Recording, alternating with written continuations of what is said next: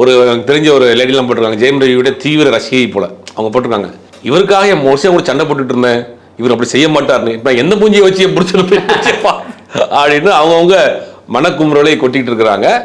ஏறக்குறைய அவர்களுக்குள்ள ஒரு நட்பு இருந்திருக்கு. அதாவது கணவன் மனைவிக்குள் ஆர்த்தி ரவியினுடைய கல்யாண வாழ்க்கை எப்படி போச்சுன்னு எல்லாருக்கும் தெரியும். சுமூகமாக போச்சு. கிட்டத்தட்ட 2 குழந்தைகள் இருக்குது. அவங்க ஆரம்பத்திலேருந்தே ஒரு சிறு மனக்கசப்பு இருந்திருக்கு. ஜெயம் ரவியை பொறுத்தவரை நான் தன்னிச்சையாக ஒரு ஃப்ரீடமாக இருக்க முடியல, எல்லாத்தையும் மனைவியை சார்ந்து இருக்க வேண்டிய ஒரு சுச்சுவேஷன் வந்துருச்சு. அதை அவங்க அட்வான்ஸ்டாக எடுத்துக்கிட்டு சிலருக்கு சிலர் பழக்கம் இருக்கும். கணவன் மனைவிக்கு என்ன பண்ணுவாங்கன்னா, சம்பாரிச்சு வந்த காசு அப்படியே மனைவி கையில் கொடுத்துட்டு காலையில் போகிறப்ப எனக்கு ஒரு 500 கொடுமா 100 கொடுமான்னு வாங்கிட்டு போகிற கும்பல் இருக்கு. அதாவது அவங்கள பொறுத்த வரைக்கும் அது சார்ந்து ஒருத்தவங்களை சார்ந்து இருக்கணும்னு ஒரு பழக்கம் இருக்கும். சிலருக்கு ஒரு கேரக்டர், சிலருக்கு என்ன, நான் ஏற்றது தான் கொடுக்கணும், நான் தான் இது. எனக்கு தெரிஞ்ச ஒரு பெரிய தொழிலதிபர் ஒருத்தர் இருந்தார். அவர் கடைசி காலத்தில் அவர் முடியாமல் பெட்டில் படுத்திருக்கப்ப கூட மாதம் சைன் வந்து அவர் தான் போடுவார்.